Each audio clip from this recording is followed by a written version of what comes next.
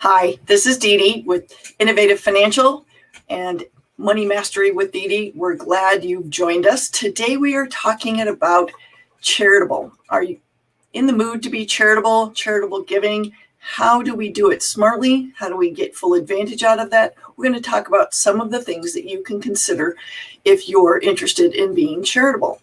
And the very first thing that I encourage everyone to consider is why. Simon Sinek says it best. Start with why. What is important to you about being charitable? Is it particular interests? Is it demonstrating behavior for your children? Is it being flashy? Is it being really quiet? Whatever it is to you, that's a great place to start. Understand what your values are and match those values to your charitable giving. As you start to consider where you would like, what entity you want to support, where you want to support, absolutely do your due diligence. What do I mean by that? Well, review the charity's mission, their leadership, their financial situation, financial health. What kind of results are they getting? How much of their budget goes to admin overhead? Turns out that's a huge issue for some charities. Understand how your gift would be used. Overhead, general fund, specific causes. If you want to get independent third-party information on the charity that you're interested in, there's a couple of websites that come immediately to mind that I encourage you to check out. One is guidestar.org and the other is charitynavigator.org. They compile information on all the 501c3 charities in the nation. 501c3 means if you make a donation to that entity, it is eligible to be deducted. Okay, so once you've done the research, the next thing to think about is cash flow. How much can you afford to give? This is the financial planner hat saying, do you have a budget or a spending plan around how the assets that you have, the money that's flowing through your financial house, how you're going to spend it? Know the magnitude of what you're going to do. Maybe your income is fluctuating. If you have a low year this year, that might inform the timing of your gift, push it off to next year. Maybe you're having a big year this year and would like to control your taxes and be charitable, kill two birds with one stone. If that's the case, we have some tools that you can use to take advantage of that big year. We'll start with a fairly straightforward, really the easiest of these tools, trying to spread out the benefit to the charities. And that is a charitable gift annuity. If many churches and religious organizations have these available, I know we have clients that have these, other charities do too. You transfer them a large amount of money, whatever large is to you, and they buy a special kind of annuity. And for as long as you live, you'll get income off of that annuity. And when you pass, the remaining value in the annuity goes to the charity. Pretty simple. If you have a larger gift, there are different kinds of trusts that you can use to benefit a charity while also getting some benefit for you or a designee of yours. There's charitable remainder trusts and charitable lead trusts. And these are complicated. They're not do-it-yourselfer type things. You're definitely going to need to include an attorney if you're considering looking at these. But a charitable remainder trust means you put the money in, for a period of not more than 20 years, you can receive income from that trust. It can be a flat amount a year, that's an annuity trust, or it can be a set percentage of the trust. That's a unitrust. So that's the remainder trust. At your death, what's left in that trust passes to the charity. But the year you put the money in, based on calculations that the IRS has prescribed, you can have a tax deduction for that amount.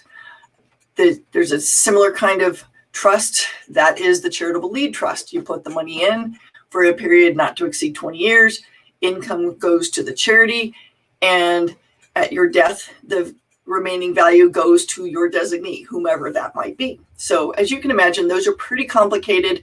We don't see them a whole lot, but with the big fluctuations in income and really the pressing need for charity, hopefully we'll see more of those coming out.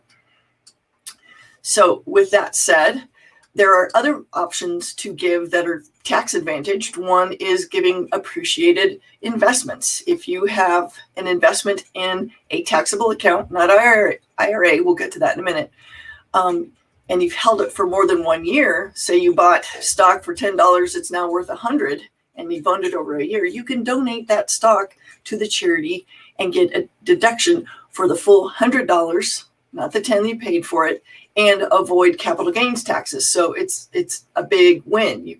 The charity gets a lot of bang for the buck that you gave them. So that's terrific.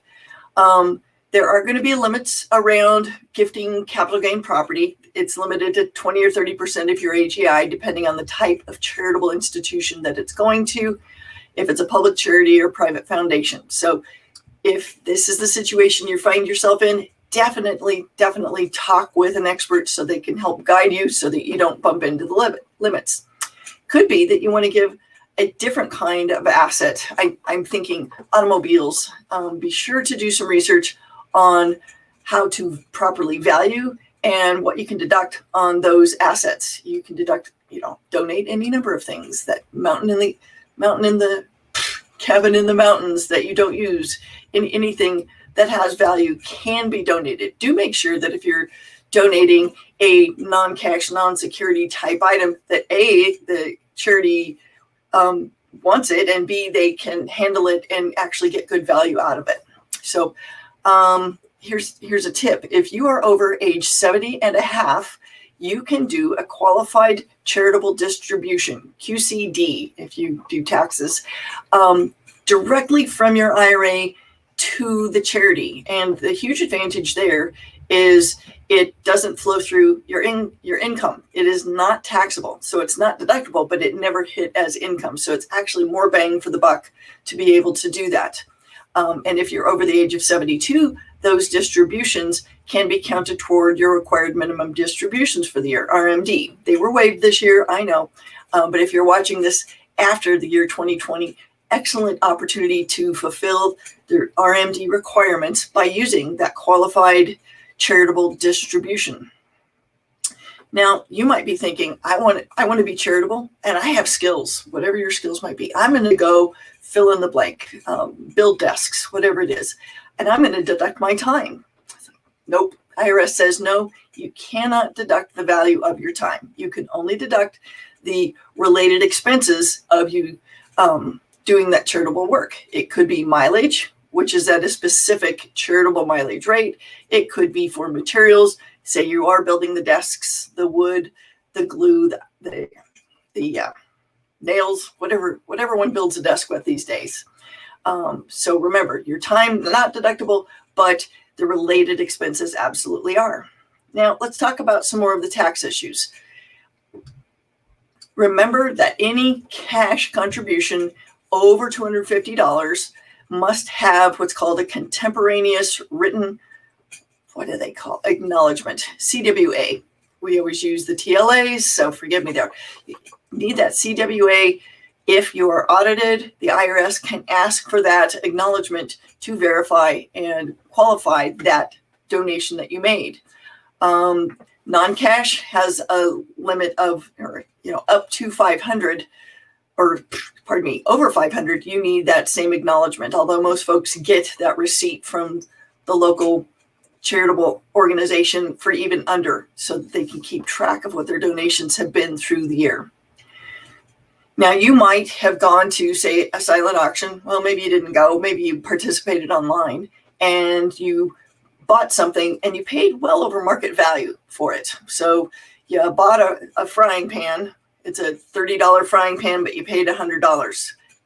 You want to deduct the $100. The IRS is going to say no to that because you got value. You got that frying pan. I know no one would do this actually, but can be anything that you bought in a silent auction. You can only deduct the difference between the fair market value of the item you received and the total amount paid. That's the contribution. So be sure you don't try and deduct more that you're entitled to, because who wants to deal with the IRS? Say you want to make a completed gift for tax purposes this year, but you want to spread those donations over a number of years. I know because of the new tax law and the much higher standard deduction, we're encouraging people to lump their donations every 2 or every 3 years. And one way to do that is with a donor-advised fund. We use one at Fidelity. They're available at a variety of places. You can put that lump sum of money in, say 3 years worth of funding for your church, say, and get the full deduction of that, say $12,000. And then each year you can direct that fund to send $4,000 to the church. Church still gets the benefit. You have lumped your donations into a single year so that you can get more tax advantage bang for your buck on that. So donor advised funds, really easy way to do that. One thing I want to remind everybody, the CARES Act this year has a special feature. You can deduct above the line $300 of charitable contribution.